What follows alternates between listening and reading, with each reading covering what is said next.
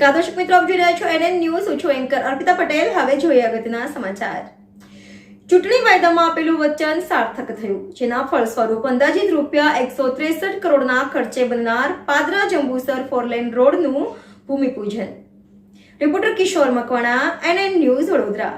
દર્શક મિત્રો, તમારી આસપાસ બની રહેલી અવનવી ઘટનાઓ વિશે જાણવા માટે NN ન્યૂઝને લાઈક કરો, શેર કરો, સબસ્ક્રાઇબ કરો અને બેલ આઇકન પ્રેસ કરો, જેથી આપને નોટિફિકેશન્સ મળતી રહે. લોકોએ જીવ ગુમાવ્યા છે, કેટલાક લોકો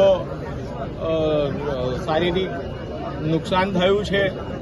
આ રોડની માગણી એ ઘણા વર્ષોથી એ પાદરા વિધાનસભાની જનતાની હતી, જેને તત્કાલીન મુખ્યમંત્રી શ્રી નરેન્દ્રભાઈ મોદીજી, તત્કાલીન મુખ્યમંત્રી શ્રી વિજયભાઈ રૂપાણીએ પાદરાની જનતાને વચન આપ્યું હતું કે પાદરા જંબુસર રોડને 4 લેન રોડ બનાવવામાં આવશે.